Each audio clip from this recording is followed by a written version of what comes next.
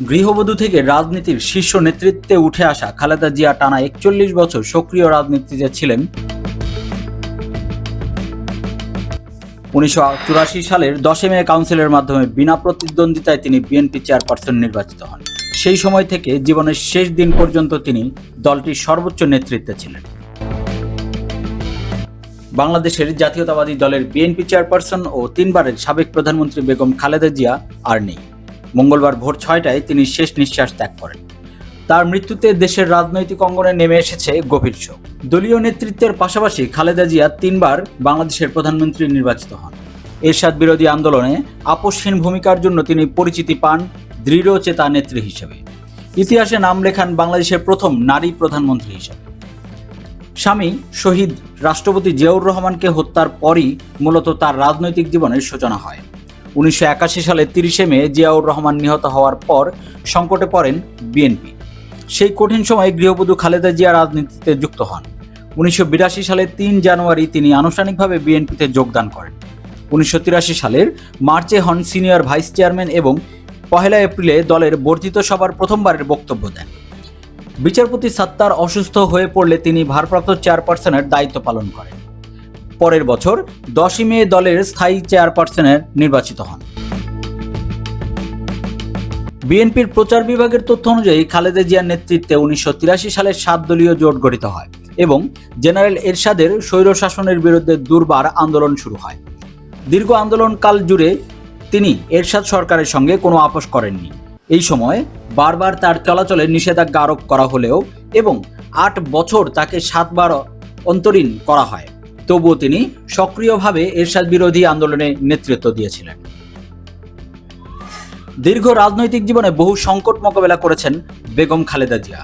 ৯০-এর গণ আন্দোলনের পর এবং বিশেষ করে ২০০৮ সালের পর আদালতের আদেশে তাকে স্বামীর সময়ে পাওয়া বাড়ি ছাড়তে হয়।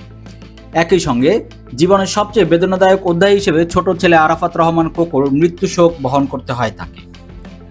২০১৫ সালে টানা ৩ মাসের অবরোধ তার বিরুদ্ধে আগুন সন্ত্রাসের অভিযোগ ওঠে, যদিও বিএনপি বরাবরই এইসব অভিযোগ অস্বীকার করে এসেছে।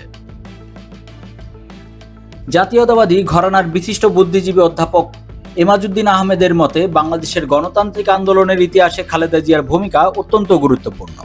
তিনি ছিলেন দেশের অন্যতম জনপ্রিয় নেত্রী এবং নির্বাচনে কখনো নিজের আসন পরাজিত হননি। তিনি ছিলেন দেশের অন্যতম জনপ্রিয় নেত্রী এবং নির্বাচনে কখনো নিজের আসনে পরাজিত হননি। বেগম খালেদা জিয়ার জন্ম ১৯৪৬ সালের ১৫ই আগস্ট দিনাজপুর জেলার জলপাইগুড়িতে। তার বাবা ইস্কান্দর মজুমদার ব্যবসায়িক কারণে সেখানে বসবাস করতেন। পরিবারের আদি নিবাস ছিল ফেনী জেলার ফুলগাজী থানায়। দেশভাগের পর ১৯৪৭ সালে পরিবারটি দিনাজপুর শহরে স্থায়ীভাবে বসবাস শুরু করে। ৫ ভাই বোনের মধ্যে তিনি ছিলেন তৃতীয়। তিনি দিনাজপুরের মিশনারি স্কুলে প্রাথমিক শিক্ষা গ্রহণ করেন এবং ১৯৬০ সালে দিনাজপুর বালিকা উচ্চ বিদ্যালয় থেকে এসএসসি পাশ করেন। একই বছর তৎকালীন ক্যাপ্টেন জিয়াউর রহমানের সঙ্গে তার বিয়ে হয়। তার ২ সন্তান তারেক রহমান পিনো ও প্রয়াত আরাফাত রহমান কোকো জননী তিনি।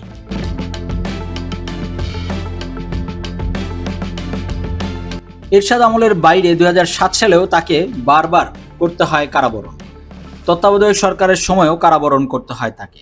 ৩ সেপ্টেম্বর ভোরে ক্যান্টনমেন্টের মইনুল রোডে বাসভবন থেকে গ্রেপ্তার করে আদালতে নেওয়া হয়েছিল তাকে। জামিন নামঞ্জুর হলে তাকে সংসদ ভবন এলাকায় স্থাপিত সাব জেলে পাঠানো হয়। সেখানে ৩৭২ দিন কারাগার ভোগের পর ২০০৮ সালের ১১ই সেপ্টেম্বর মুক্তি পান। কারাবন্দী অবস্থাতে তার মা বেগম তৈয়বা মজুমদারের মৃত্যু হয়েছিল। ২০১৮ সালে ৮ই ফেব্রুয়ারি দুর্নীতি দমন কমিশনের মামলায় তাকে আবারও কারাগারে যেতে হয়।